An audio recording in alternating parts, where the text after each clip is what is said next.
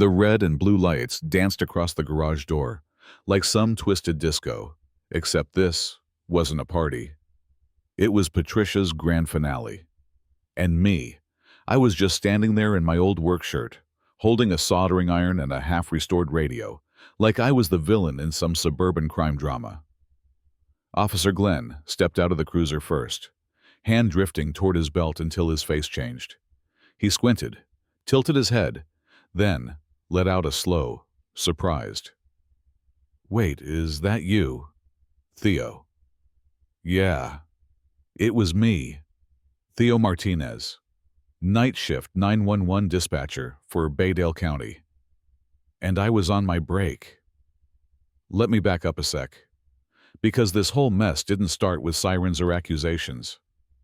No, it started with a woman named Nancy Bellows, HOA president, lawn perfectionist, and self-proclaimed queen of all things respectable. 3 years she'd been running the HOA like it was a private dictatorship. You so much as breathed wrong near her begonias and you'd get a warning slip. Now me, I kept to myself. I worked nights, saved lives, came home, and spent my break time unwinding in my garage. Quiet jazz in my earbuds, low light, and old radio stuff with knobs, dials, solder points. That smell of dust and warm metal that somehow makes you feel grounded after telling strangers how to perform CPR for 10 straight hours. I never blasted music, never stayed out past the HOA's noise curfew, never even parked on the curb. But Nancy didn't like my hours, said it invited the wrong kind of attention to the neighborhood, whatever that means. The first note she left was purple-inked and passive-aggressive, resident of 912 Maple Grove. "It has come to the HOA's attention that you are engaging in unauthorized nighttime activities." I laughed. Unauthorized. What was I doing, summoning demons through a shortwave receiver? But the notes kept coming. One about the dim light from my garage, creating unsafe conditions. Another about my erratic driving schedule being unsettling to the elderly. She even tried pushing a new rule: no garage use between 10 p.m. and 6 a.m. It didn't pass, but she kept escalating. She started parking her BMW near my driveway, pretending to stretch her legs while watching me. One time, I caught her aiming binoculars through her curtains binoculars. She installed a security camera that just happened to be pointed straight at my property. I wasn't even mad at first, just tired. See? People forget what dispatchers go through. We're not the ones running into burning buildings. Sure, but we're the ones talking people through it. I've had nights where I listened to a kid whisper through a closet door while her father tore the house apart. I've talked to grandmother through chest compressions, only to hear the line go dead. That stuff doesn't leave you. So when I say I needed my garage time, I needed it. The night it all blew up started like any other. 4 hours into my shift and already 3 accidents, a domestic with shots fired, and a meth house raid. I was fried. When my break came at midnight, I bolted. 8-minute drive, door down, lamp on, solder iron warm finally, some peace. I was working on a 1962 Hallicrafters receiver. Real beauty. When I saw her, Nancy, creeping along the fence line like some budget Scooby-Doo villain, phone out, filming, I could have waved.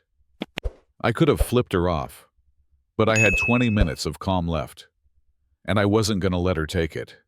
Then I heard it. Sirens. At first, I figured it was background noise from work, but they kept getting closer, louder. Then they stopped, right outside. I hit the garage opener, and there they were, Officers Glenn and Chavez, hands near belts, tense, until Glenn saw me, Martinez. "You serious right now?" I blinked. "Just fixing a radio." "Man." Nancy came marching up, puffed up like she was presenting a criminal to the King's Guard officers. He's in there every night doing God knows what. I demand you search the garage. Chavez raised an eyebrow. Ma'am, this is Theo Martinez. He's our dispatcher. Her face twitched.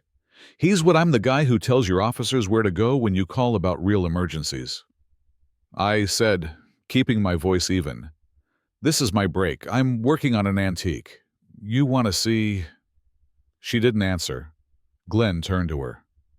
Did you see any weapons? Drugs? Anything illegal? Show. But the lights were dim and it looked suspicious. Ma'am, Chavez interrupted. Notebook out. Do you realize calling 911 under false pretenses is a criminal offense? Nancy paled. But he was being suspicious by working quietly on electronics during his legally protected break, Glenn asked. Now here's where the twist came in, not from Nancy, but the neighborhood. One by one, porch lights flicked on, doors opened, people came out. And turns out, I wasn't the only one Nancy had harassed. The Simmonses got fined for a garden gnome. The Moores were warned for letting their kids ride scooters on the sidewalk. Someone else. Fined for not matching their mailbox paint to HOA color code number 6A3C3C. So when I said, I want to press charges for harassment, I wasn't alone. They backed me up. Over the next hour, we filed statements. I showed the officers her notes, her footage, her camera placement. It was airtight. Glenn and Chavez told me they'd take it from there, but I'd need to appear in court. No problem. 2 weeks later, I sat in that courtroom watching the same woman who tried to have me arrested get hit with a $1,000 fine for misuse of 911 and another $2,000 for harassment plus 60 hours of community service. But it didn't end there. Tom Simmons, bless him, recorded the emergency HOA board meeting. Nancy tried to spin it, blaming miscommunication and community standards. But the vote was unanimous. They kicked her off the board. Her jaw literally dropped. And then came the real blow. Her employer, a luxury real estate firm, heard about the story. Turns out, clients don't like it when their agent is famous for harassing emergency responders. She was let go. Her license got flagged. Within a month, the house was up for sale. I saw her packing. She didn't say a word, just scowled. Loaded boxes into that BMW like it was a hearse for her reputation. The couple that moved in, Marcus and Kiara. He's a paramedic. She's a trauma nurse. Night shifts. Both of them.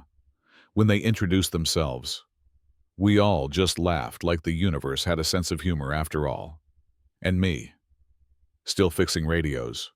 Still saving lives. Still decompressing one soldered wire at a time.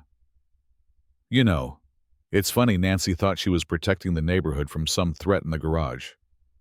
But the irony. If something really had gone down, I'd have been the one answering her call.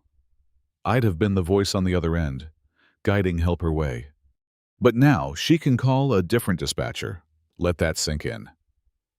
So tell me, what do you think? Did justice get served? Was the punishment fair? Or should people like Nancy face bigger consequences for abusing power like that? Drop your thoughts in the comments. I want to hear your take. And hey, if you've ever had to deal with a neighborhood tyrant like this, you're not alone. Hit that like button, subscribe for more real stories, and we'll catch you in the next one.